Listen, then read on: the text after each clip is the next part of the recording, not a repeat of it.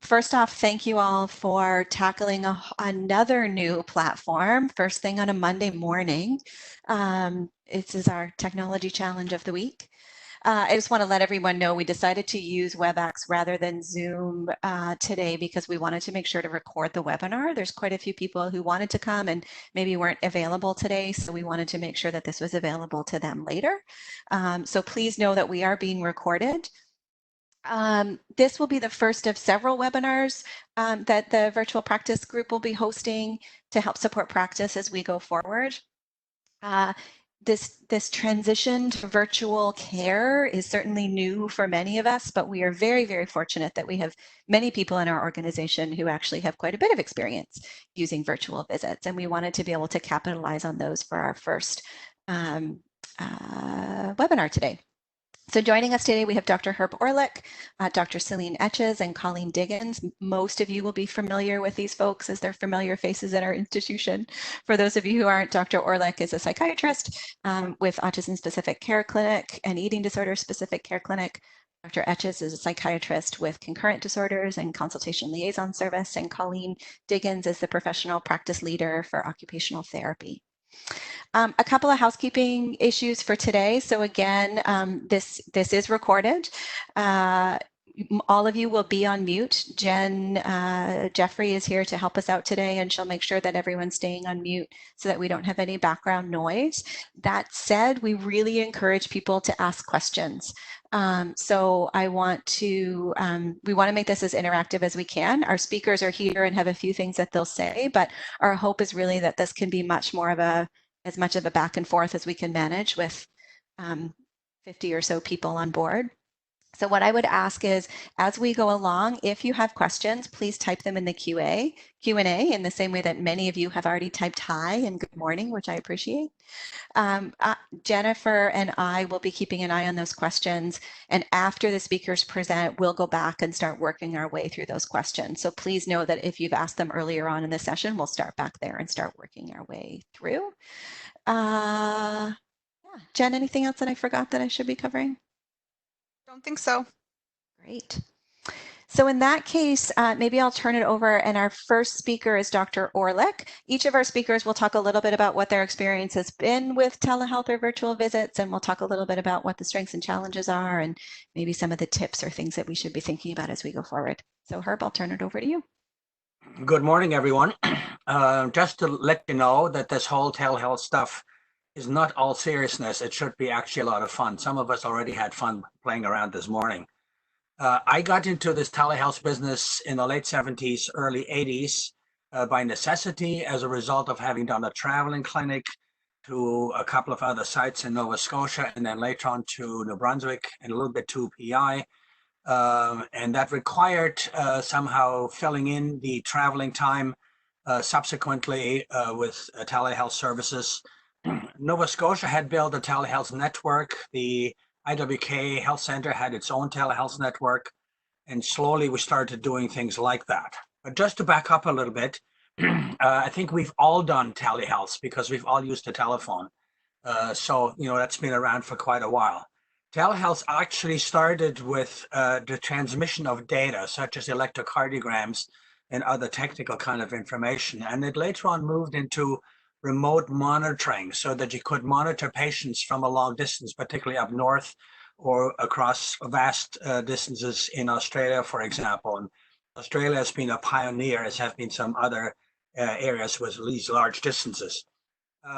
In the 50s and 60s, we started having closed circuit TV sets. So that was kind of old technology until then. In the 70s, 80s, we started getting into the digital age, which is what we've kind of got now. So in Nova Scotia, we've had provincial, but also interprovincial kind of communications. Our forensic services, for example, used to connect to Quebec, their forensic services, in order to do consultations. My own personal experience has been largely supplanting direct clinic visits in other areas. So in order to sustain a relationship between visits, I stayed in touch with local clinicians at various kind of clinics, particularly in Amherst. And we invited patients to those things. So the service was provided to a clinic, and 2 patients at that same time. That got expanded a little bit because then I did some individual sessions, individual consultations when clinicians were not available. I did some psychotherapy. I did some family work. I did some individual monitoring of therapies that therapists were discussing with me. And we even managed to include some trainees. The other fun part was to be able to connect a number of sites. So if a parent was working in one area, a school was in another area, and the clinic was in another area, as long as people were able to go to a hospital setting. Nova Scotia in those days had 42 sites that you could kind of connect to, and that was quite interesting. The technology didn't always work, just like our technology right now didn't always work, but the telephone always saved us in that way. So what I found more specifically personally is that people will connect to you via telehealth. People talk about some of the downsides, like that you can't see all the nuances, but there's an upside, which is that you will be forced, and it'll happen automatically, to focus more. The focusing can be really quite intense. And that's kind of wonderful. It makes us focus. It makes our patients, clients focus. It makes those who work with us focus. And that kind of focusing compensates to a large extent for not being able to see all those kind of nuances. The teenagers particularly seem to like the technology. Some of our teenagers don't like to be up close and are uncomfortable in that way. They're more comfortable seeing each other on FaceTime and through other kind of media like that, and therefore the telehealth experience for them is usually not that hard a one. Little kids don't quite connect to it always. They're scooting all over the place and want to see how they look in various parts of the pictures. The parents may be the ones most uncomfortable in that regard, and a little bit worried as to what you kind of might see in their homes. So doing it into people's homes is new for me as well. So I think we need to be very respectful. That's what we're doing. We're already allowed to hear a lot about people's private lives. We're now seeing more about people's private lives. So I think that respect has to be extended to that one.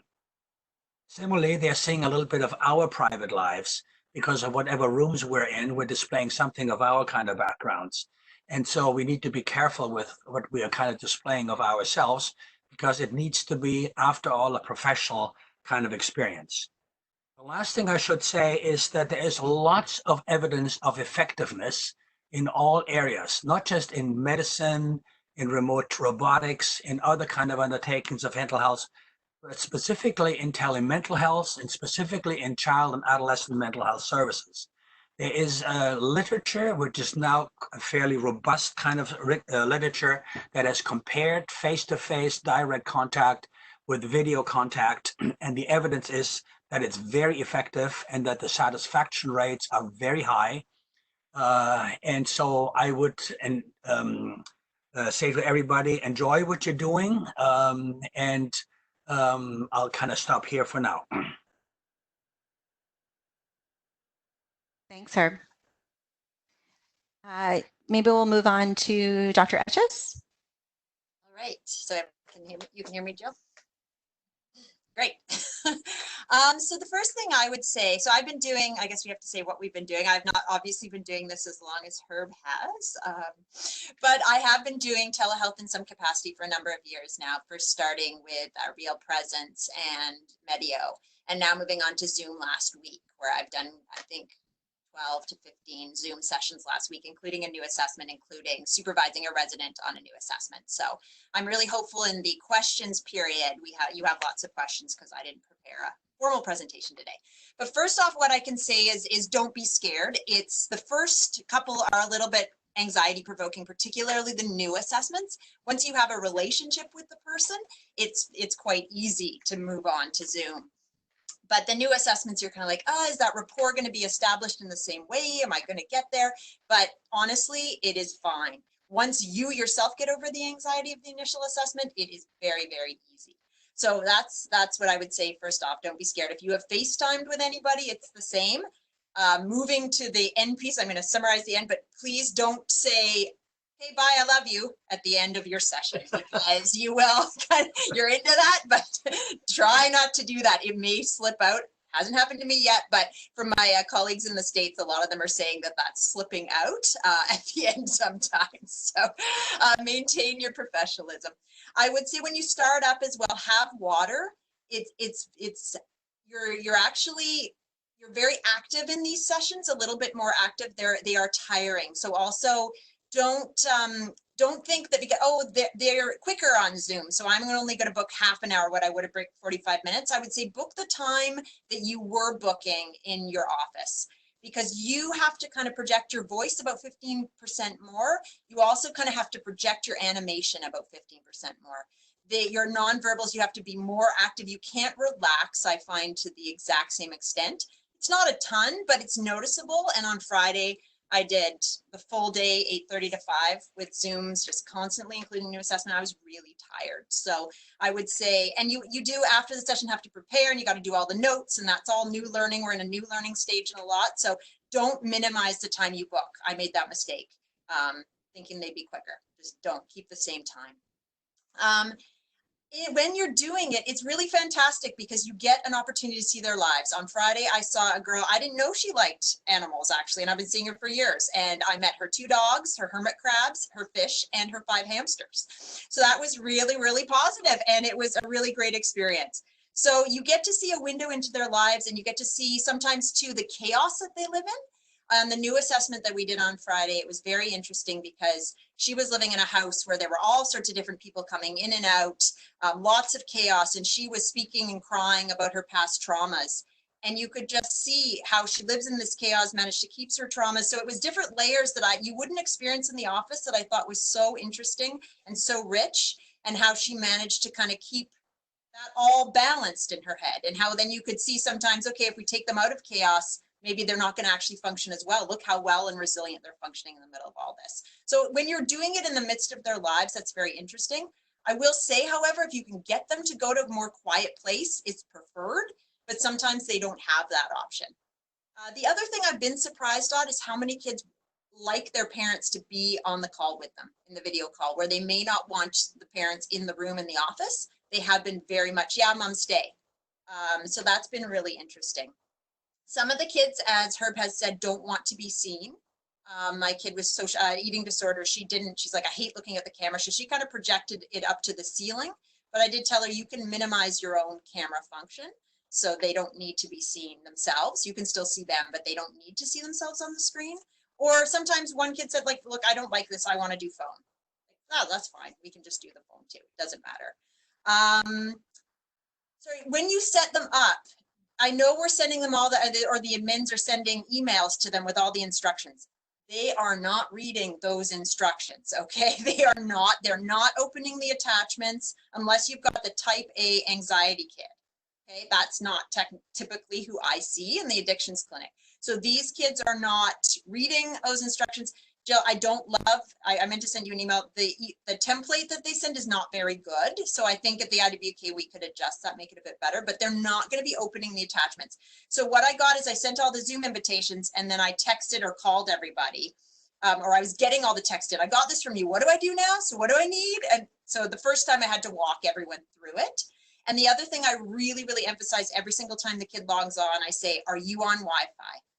Because if you're on data right now, we're stopping this call because Zoom eats all your data, and I don't want to be responsible for that. So that's a really big deal. I will say that 100% show rate, other than one kid who I just couldn't track down, who turned out to be at work, that he forgot, but 100% show rate last week. The one where new assessment, it was wonderful because she actually forgot it was April 3rd. She thought it was April 2nd. We called her. She's like, oh my gosh, I could still do it right now. Got on the call. So that was 2 hours that I had booked, that I still had the 2 hours. So fantastic.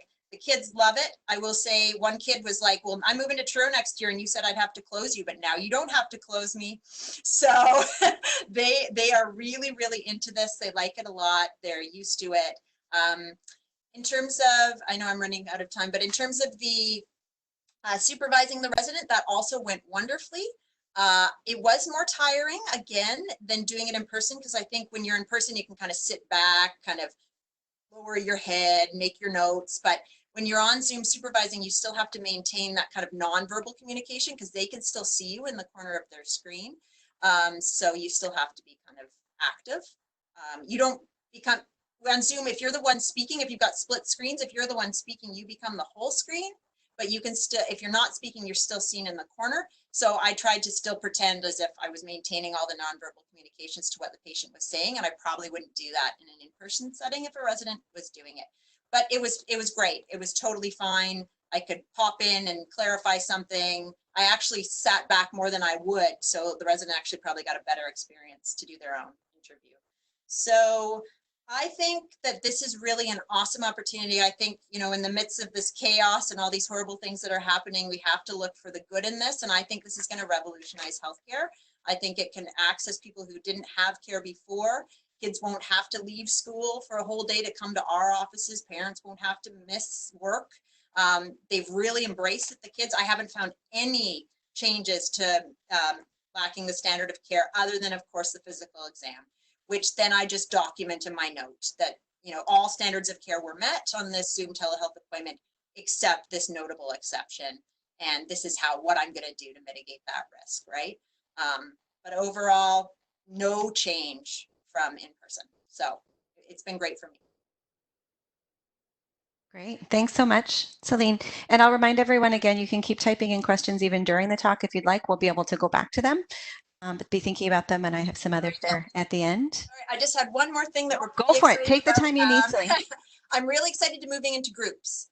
So Jeff Toms contacted me Friday because he's super keen and rolling with everything. Kudos to Jeff, but he wants to keep the Supporting Youth with Concurrent Disorders group going on the Zoom groups, and we're all into that. So I think that's going to be no problem. I've been talking with people who've been doing their AA and NA groups on Zoom because they've all switched that platform, and there's been no change for them, and they've really appreciated it. So I think we can do that quite easily too. Excellent. Thanks for that, Celine. And I know that actually one of the questions that came into the email earlier was around groups. So maybe we can talk a little bit more about that at the end. And I'll give also a flag and a shout out to Alexa Bagnall, who's also working a little bit on groups at a program level. So we can talk about that a little bit at the end too. So thanks for that. Colleen. Hi, everyone. I'm Colleen Diggins. I'm the occupational therapist, professional practice lead, and my clinical role is I see school-aged children for occupational therapy. So I have not been doing this certainly as long as Dr. Orlick.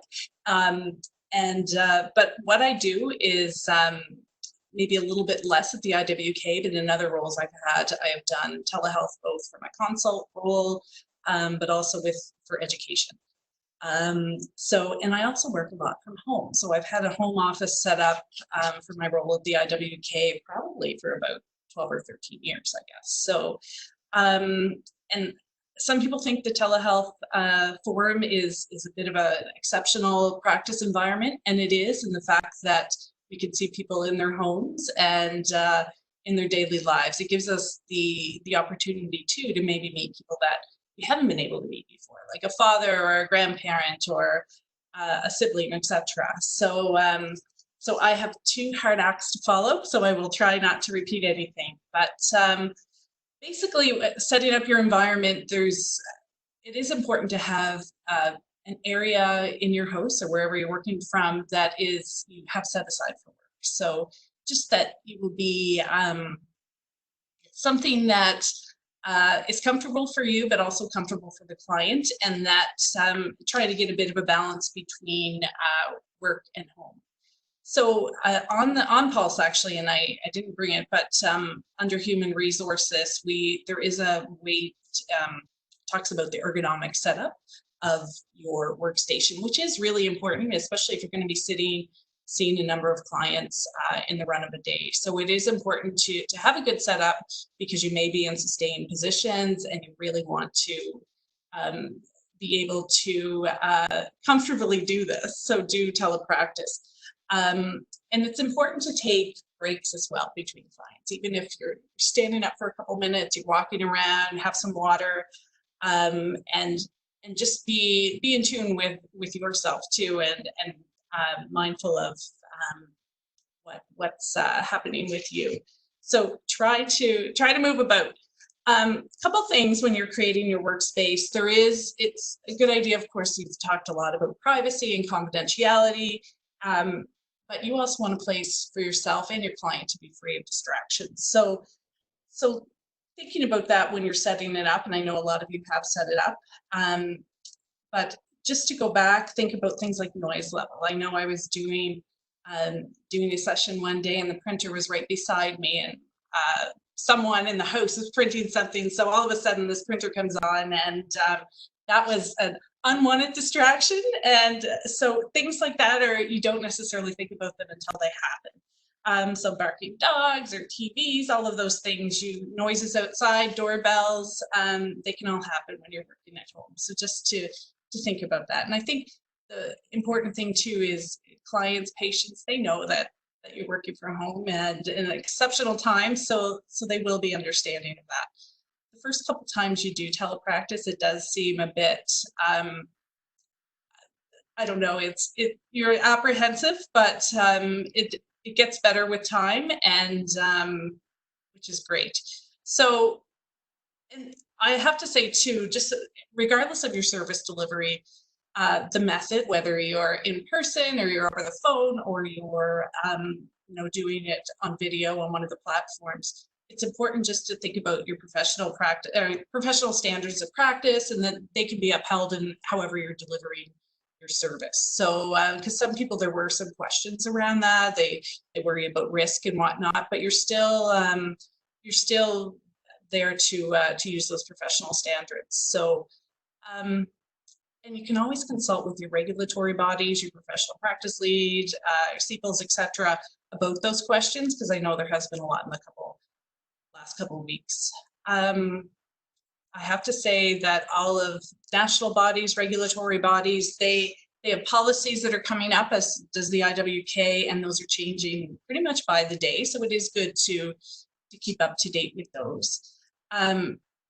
So to talk a bit about you as the clinician, we talked about avoiding distractions. So when you think about setting up your office, your background, you want it to be fairly neutral, and even from what you're wearing. So sometimes things like stripes or patterns are really distracting for clients visually. Noisy jewelry, those types of things you don't think about can be distracting. I myself can be a hand talker, so I often have to clasp my hands, so I'm not doing that, because when you're on video, they're seeing that it's basically the square of you. So just think about that when you're dressed professionally, but in contrast, etc. Eye contact is really important, which I'm sure you guys know. And the thing is, when you're on video, people can't always see you either. So you might be writing notes or something, or looking for your water, but people might think, oh, she's not listening to me, etc. So just thinking about those things. And so be mindful of your eye contact. And when you look away, maybe you even explain that to the client at first, that, oh, I might be taking notes, I may be looking away, I'm still listening to you. I think too, for every session, it's good to have some advanced planning and the prep. So basically, where is the client positioned? Where are you positioned? What testing materials or assessment materials you may need to have that in front of you, which again seems like common sense, but sometimes it doesn't always happen, particularly if you're going from patient to patient. So, and this gets better with time, of course. Thinking about your documentation process as well. So how you're going to do that, how you're going to take notes when you're on video with someone is important. If you're going to be typing, you might want to mute your mic so they're not listening to the keyboard chatter while you are while they are talking and you're typing.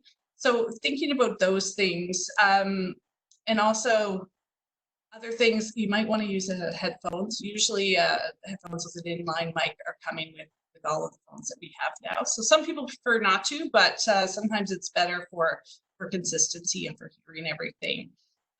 One thing, and I'm sure if now with social distancing, a lot of people are getting on Zoom and Skype and things just for personal reasons, but sometimes it's good if there's someone in your family, or be a stuffed animal, put it in the chair just to see the angle, what the people are seeing. So you call in and see what your client is looking at.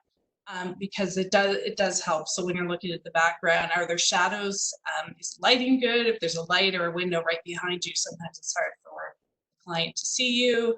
But you do want good lighting so there isn't shadows. Another tip as well, which is if someone in your house is streaming, children are home now from school, or if someone in the client's home is streaming, whether it be Netflix or they're playing a game, etc. Sometimes that will slow down the Wi-Fi, so that is important to recognize. And another tip, which again seems a bit common sense, is make sure if you're using a laptop to plug it in. I have heard a number of people, and even the literature is saying people's sessions have just stopped abruptly because of someone's computer malfunctioning, etc., not being plugged in. It's good too to talk to the clients about, and yourself, don't have a lot of browsers open or a lot of windows, etc., because sometimes that slows down just the whole process of things. So thinking about that, and I think that's really probably it. I think Herb and Celine covered a lot of things, so I'm thinking just giving some more tips. From working from home. The one other thing I should mention is when you're working with a client, that you have a plan that you get their phone number, if the video was to drop, etc., that you would have a plan in place to call back, make sure you have that information so you continue your session. And I think sometimes clients are, just like you, apprehensive when you start telepractice. Like Herb said, evidence is showing that it's just as effective. Sometimes clients will, and I've heard this from various people, sometimes clients think, oh, telepractice, online on the video, it's not as important as an in-session visit, but just making that point when you're contacting families is good to know. Just clarify that this is the same as an in-house visit, basically, or in-person visit. So I think that's it. Thanks, Colleen. Really appreciate it. So first off, I want to thank all of the panelists for the conversation so far. I think really highlights that this is a doable thing, and maybe even a cool thing, and gives us some advantages over our typical practice, and also has some things that we should be thinking about and being careful about. So I appreciate both of those things and some really good practical tips, like the water bottle that I've got today too. So thank you for that. So we have a few questions coming in from different parts of the platform. So I'll just run through a couple of them as we go along. The first one is from Normand Carey. So I'm wondering about the sensitive questions, like asking about suicidality in a confidential way and asking about a parent's trauma history, i.e. if they've been abused or family violence where a partner may still be around. I clearly see the advantages, but wonder about the above. So I think commenting again about how we sort of handle sensitive information and sensitive types of questions in this kind of virtual environment. So I'll turn it over to any of the three panelists who might want to start with that one.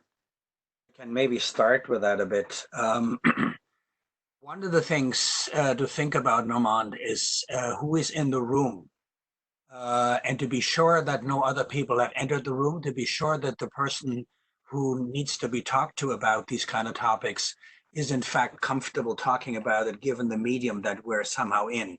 So are you prepared to ready to kind of talk about it? Can we focus on it? Are there too many people in the room? Would you like to talk privately about it? A little bit similar to what we're doing in our offices when we sometimes see kids by themselves, when we ask some of those sensitive questions, or we see a parent. So we may have to get used to asking somebody maybe to leave, even though we've been doing this highly focused video stuff, when we want to ask those kind of questions. Beyond that, I would say it's eminently doable. And the sensitivity that we display when we talk about the confidentiality, when we talk about who's in the room, is accepted as seriousness on the part of our patients. And so I would say it's eminently doable given those kind of parameters. I can add to that, if that's okay. Can you hear me, Herb? Yeah. Okay, good. I start, Norm, by emphasizing right off that this is Zoom for healthcare. So I tell them, look, there's another Zoom you might have heard of, but this is Zoom for healthcare, and that means that it's got this extra level of confidentiality. And so you don't have to be worried. I'm giving them that assurance just full bore. It might get hacked, but I mean, we've been told it's secure. So I'm just saying that you everything we say is confidential. And then I emphasize it anytime they don't feel safe or they don't want to say something, I can connect with them in other means to talk about that we don't have to go through everything. So similar to a first session in your office too. With the parents, I emphasize that too, right? The second you kind of you can see the nonverbals too, like this isn't okay that I'm saying, or just wait, I'm going to stop. Or sometimes the kids will be like, hold on, I'm just going to mute you for a second because other things are happening, or, oh, just wait. That you know quite quickly when they don't want to talk.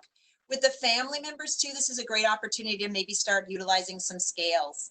If you really want to know about their trauma scale, say you can email a package for the ACE score, for example, to the parents and then say, look, I want to follow up on some of this. Is there a time that we can talk?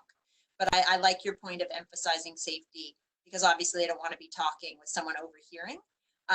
And for the kids that have said, like, who don't want to be with their parents, I say that a couple times during the session. Are you still okay? Are you worried that someone might be listening? Because sometimes the parents, just like they read through the diaries, they will stand outside the door. So, and the kids are not, are paranoid for a good reason. So I think that asking that repeatedly and when you're asking the sensitive questions, yeah, being aware of that is important. Thanks, Celine and Herb. I'd also note that Jennifer Mosgrove sent in a comment as you all were talking about that comments on this question. And again, I appreciate that we're being able to share expertise across. She says, intentionally using a soft, soothing voice to help with emotion regulation. It's helpful for it to because then it's going right to their ear. And if you have more than one client, a splitter can help. A splitter permits for plugging in multiple earbuds into one computer port. So maybe that can help make sound even a little bit quieter. I have another question that came in from Fatima. So any tips on how to engage those that are younger or perhaps not into sessions? So I'm wondering maybe if you all can comment a little bit about therapeutic engagement or rapport, especially with younger kids or maybe those who might not be quite so into things.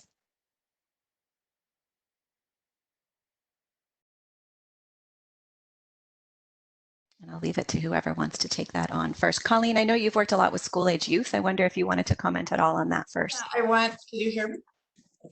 Yes, and younger ones too, preschoolers. And I think that, but it's, sometimes they're not engaged and sometimes having, laying out kind of the things you're going to talk about. And then maybe if they're more interested in something else, they get some time for that. So I think sometimes those sessions are shorter and at some points I've just said, let's, take a break and have a drink of water, etc. We'll come back to this. So it kind of depends on you reading your client in that way.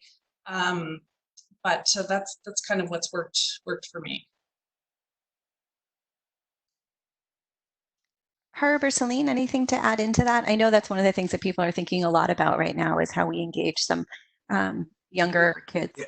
I think one of the difficulties with the younger kids and the occasional older ones is when they're hyperactive and they are scooting all over the room and are in and out of the picture, how disturbing and distracting that kind of can be. And then it's sometimes helpful to see whether a parent can redirect the child, maybe have the child on their lap, and maybe have something else to kind of engage them. The other thing is the children may not last very long because, as Celine was saying, it's quite a bit of work, not just for us, but for the parents also to kind of make this a workable kind of session. So we may have to talk to some of the kids before they wear out in the beginning while they're still kind of attentive. Time of day may make a difference in the lives of families. Remember, these people are maybe working at home as well. They're having other tasks to kind of perform, and is to kind of schedule these things. When is the best time to make a call to you guys so we can schedule it where maybe your children may be more attentive, maybe not just close to supper time, maybe not first in the morning. Every family is somewhat different in that way. On the whole, I find children are engageable.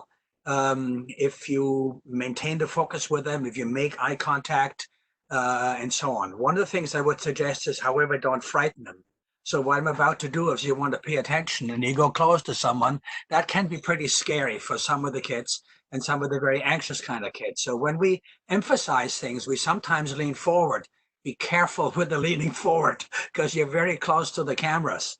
So anyhow, those are some of the things that I've noticed. Great. Celine, anything to add into that?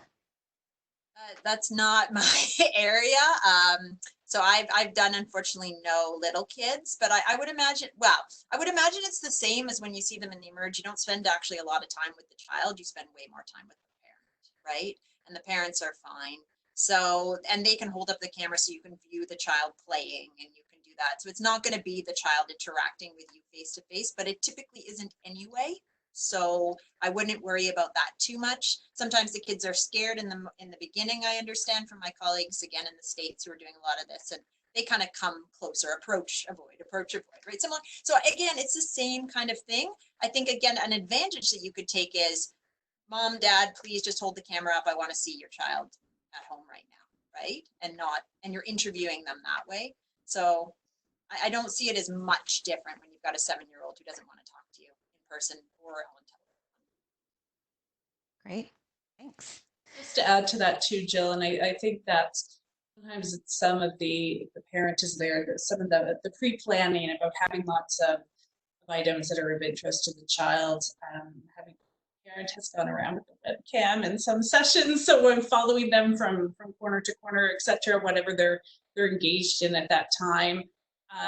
Sometimes having an area that there is a door so that it can be shut, so there is an area that the child can still be in and move around, but the session can still occur. So that pre-planning is really, with the parents, even if it's a few minute discussion, is really important.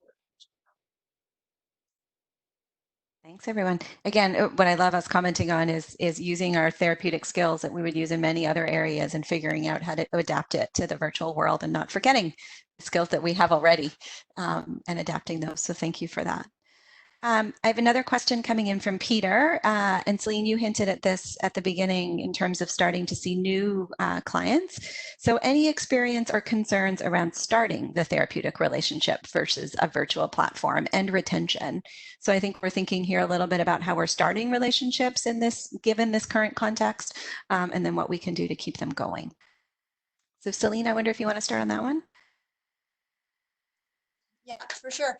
Honestly, this I think is the most apprehensive thing for people, and it's only, I think, going to be alleviated once you do one. And I know this because I can say the first few times that I've done a new assessment via telehealth, I actually came into it like, this is not going to work.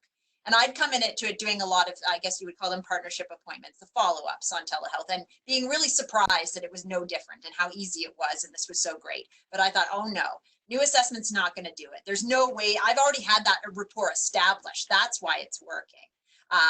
This is not going to work. Oh my gosh, what am I going to do, right?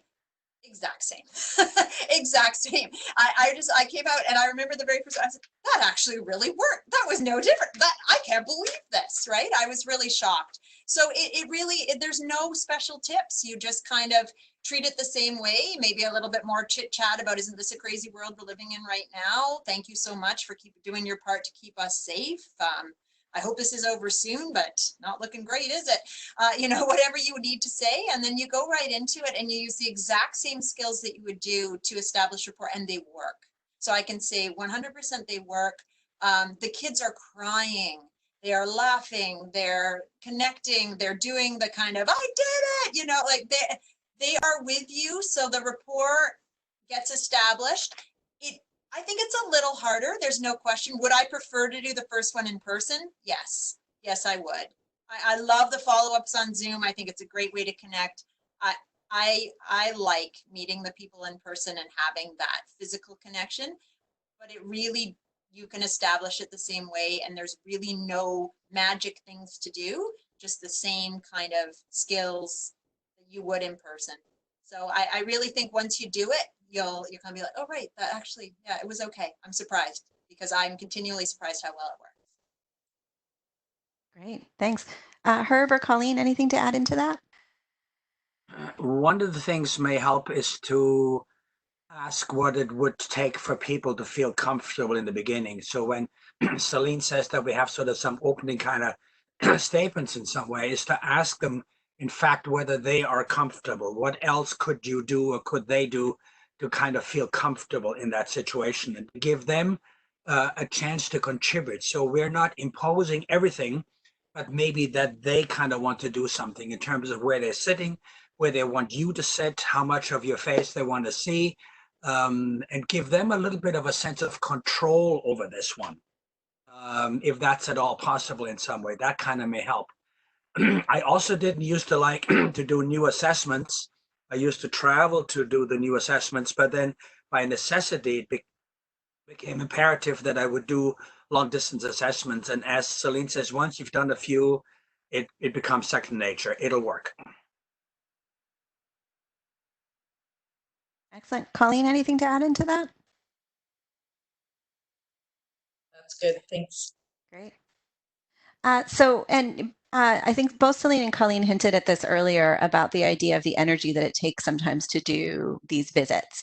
And I think people are wondering a little bit about sort of how you manage energy and what kind of accommodations you might need to be thinking about in terms of scheduling or your practice to manage this change into virtual care or to maintain this kind of a practice.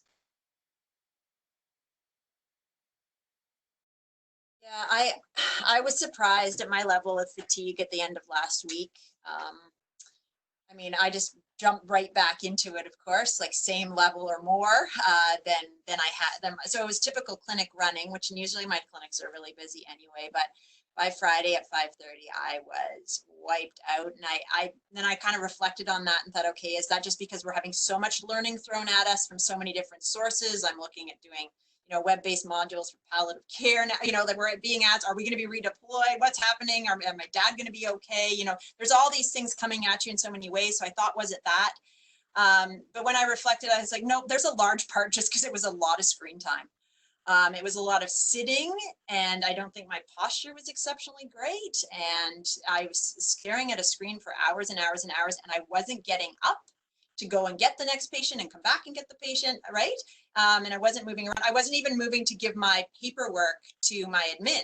So as I usually try to do to get up.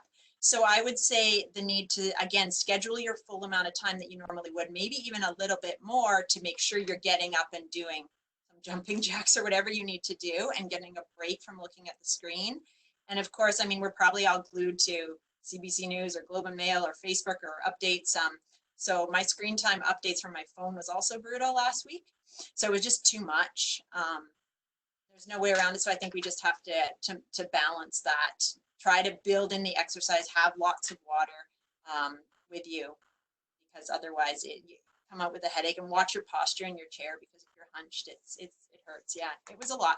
There's no question. I think we'll adapt, but it's a lot. Colleen, I wonder if you want to comment on that. Yeah, and I think, echo everything that Celine said. It is important when you have your day in front of you and you know what time your patients are, that you actually write down, go have a break. So that might just be standing to work.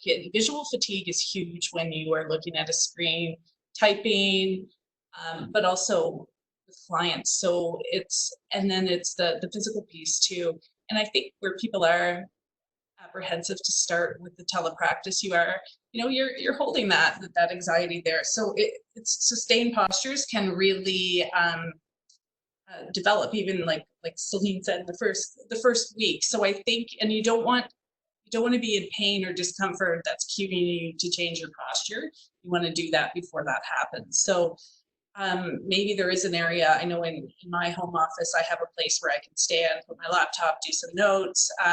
Some people even prefer to stand when they're doing telepractice sessions. That may be good. I would ask the client for sure to see if they're comfortable with that. But you're not, like Celine said, you're not going to see your admin. You're not walking to get a coffee. You're not doing any of those things. And it's so easy for 3 hours to pass and you're still sitting in the same spot.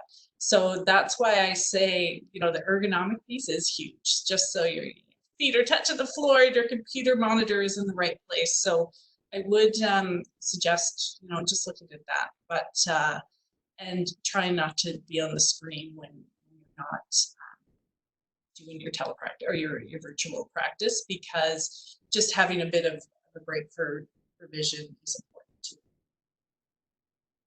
Thanks for that. Herb, anything to add into that before we go on to the next question? No, just to let you know, I've already tried out 3 different chairs. Trial and error, right? In order to find kind of something comfortable.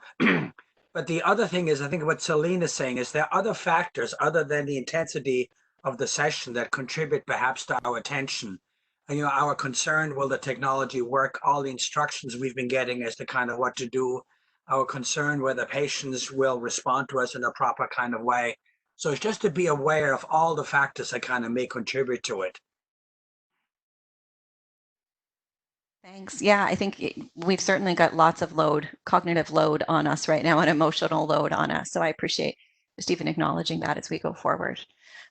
We hinted at this earlier on, but there's been a couple of questions coming around group. So Jessica Warnell says, I would be interested in a working group on developing virtual groups. I know this would be very helpful to work together on developing virtual groups. I think this would help us meet many families' needs that are waiting for assessment or treatment, addressing questions and implementing early change. So Celine, I know you mentioned that you've been in talks with people across the country who might be already using groups. I wonder if you could talk a little bit about what you've learned from those conversations so far. Yeah, so that's early stages because that was just more like late Friday afternoon. But the initial reports is that it's very positive, that it's meeting a lot of people's needs. More kind of the people I've connected with are the support group type. So it's a lot of different faces on the screen, but just like kind of the new app House Party is connecting a lot of different people with their cocktails on a Friday night across the country. Zoom meetings for AANA is really helpful. I don't see why we can't use that platform. I think of Connect, the group we already run in our program. They do this. I don't know if we do this at the IWK virtual Connect groups, but they certainly offer that in different places. I can't see when I looked at it, when Jeff proposed, could we still run psych? Do you have any issues with that? No, not really. I think the one limitation may be the lack of kind of dynamic back and forth that sometimes we really access and use in those groups to really harness the power of the parental sharing. But perhaps once they get comfortable, that will still come. And at the end of the day, I just really want that information out to them on how to help your kid who has a substance use disorder, for example, in this specific group. So I don't see why we couldn't just do it as kind of information type things, which again, future, well, wouldn't it be great if we didn't just offer this group in the HRM, right? Or wouldn't it be great if parents could tune into recorded sessions or something? Who knows, right? Options are great. So it might open us up, but I don't see why we couldn't adapt to using it quite well. Colleen or Herb, any other comments about group? I don't have any experience really with groups. I've experience with families. So they were all together at the same time. I imagine if we're talking group, because we're not supposed to, congregate in that way, is that either we have to stay 2 meters apart in a group, or you have to have multiple sites that you're connecting in that way. So the technology has to work really well in order to make that happen. But I'm not experienced with that. Colleen, any comments from you? I would say the same. I have not done it in a group format. With Jessica being on the phone, I understand that in Ottawa, I believe they're trying to do multifamily groups.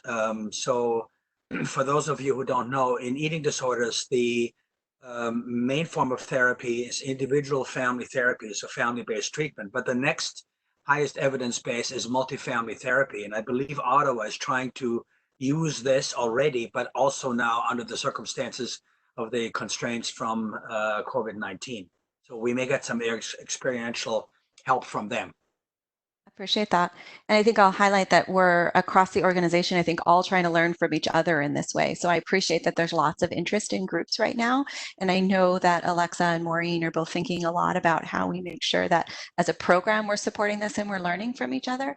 And Jessica, I really appreciate your comment about a working group on groups, because I think there is some opportunity to share across. So what I would really put a call out to is anyone who is running groups or interested in groups. So I think think I mentioned this previously, Dr. Alexa Bagnall is going to be leading a working group on groups. So I would ask you either to email Alexa directly, or you can send an email to the virtual practice group, which is, and I'll reiterate this at the end, but it's MHA virtual practice at iwk.nshealth.ca, and indicate your interest there, and we'll be bringing things together. I think I agree. There's lots of good anecdotal comments about the fact that it can be run, and there's some additional privacy things that we want to make sure that we're considering when there are groups happening that are happening virtually. So I appreciate that comment, and I think it's really important. I have one, and maybe Colleen, this is best for you potentially, or maybe for anyone. There was a specific question about whether people need cyber insurance. And I can comment a little bit on my knowledge of that. But Colleen, is PPL, has that been any conversations at the PPL table?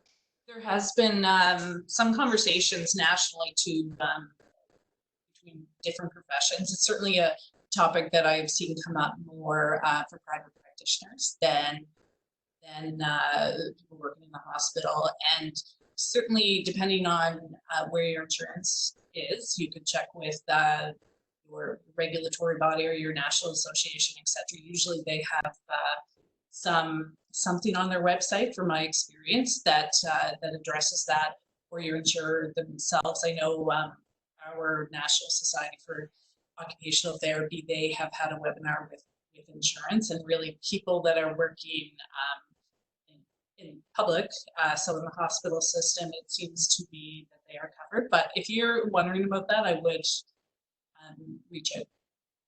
And reach out specifically probably to the professional practice leaders, Colleen, would be the best place for people to reach out if they have questions? I think so, or even your insurer, because different insurance covers different things. So it's some people decide to go with the insurer that might be with their national body, and other people are with different insurers. So that could change things. But yes, you can definitely reach out to that. Perfect. And I'm just going to go back to the comment about groups, because that's generating a lot of discussion, which is really exciting. Sorry. So Terlyn Fraser says that at AIS, they've been doing Connect with Telehealth for a few years, and while not as good as in-person groups, it's been working. So again, some nice internal expertise. And Alexa is also saying that CHEO is launching groups in eating disorders and other areas, and that we've been in touch with CHEO, so learning from there as well. So we've got about 5 minutes left. I wonder if I could just end with one last question. So we've talked mostly about virtual practice so far, but this is in the context of COVID and the context, excuse me, sorry, water, note to self, water, in the context of this current sort of pandemic that we're dealing with right now. And I wonder if we could leave with a last comment from each of the panelists just about how we think about best supporting ourselves and our clients during this time that's adding additional stress in the world right now, not just about virtual practice, but some of the reasons we've moved to that. So Celine, I wonder if we could start with you. So sorry, what it was? What? What's the question? Be clearer. Be clearer. We just did group. No, I know. Was how do we keep ourselves? Yeah, I think just last wrap up comments. How we take care of ourselves during this time, and how we work best to take care of our clients during this time, knowing that it's not just about virtual care, but it's virtual care in the context of a pandemic. Right. Okay. So wait last few minutes. We have a whole other webinar stuff. I think that's so different for everybody. What works for them, right? I mean, for me, in times of stress and in times of change, I look for what's the growth potential. And that's just really, really helpful for me. It's been helpful for me in my life in general. So you can see probably my excitement for virtual care. In a lot of ways, that is a coping strategy for me to kind of see the good, see the potential, move on, exploit this, become better myself, become better for patients and families. So I'm really clinging to that because it's a strategy that just works my whole life. So, but I think for everybody, it's going to be different. And yeah. Thanks. That's great. Herb, any last comments from you? For me, it's to stay in touch with the people that I usually work with, to maintain those kind of connections. There may be opportunities also for maybe making new connections, let's say with people who are trying group work or something like that, that we haven't had to use so far. But I think to be able to stay in touch as a team, in our eating disorder team, for example, we've had to have few more kind of meetings because usually we're running to each other in the corridors. So instead of corridor conversations and supports, I think you may have to be a bit creative in how you kind of stay in touch. It will also allow you maybe to kind of get up and stretch and do some things like that. But I think the usual contacts that we've had, I kind of think need to be maintained, just like in our social lives, right? We're supposed to keep kind of distances in some way, but the term social distancing, I still think as a psychiatrist, as a social scientist, is terribly unfortunate. It's physical distancing. Social connectedness is even more important than it used to be before because it's no longer that automatic. And I think that applies to us in our work environments as well. We got to stay in touch professionally, socially in that sense, as work teams, as colleagues. Thanks, Herb. Colleen, last word from you. Well, I would echo what Herb said. Really, it is important to stay in contact with your team, with colleagues. There's some teams are having daily huddles, and maybe they're only 10 minutes. Everyone gets on Skype, etc.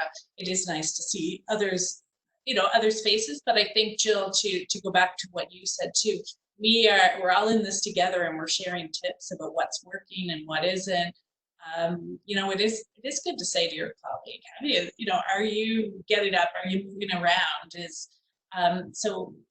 We're socially, we are in this together, but looking after each other too is important. And I think that would be my number one piece of advice. Thank you very much.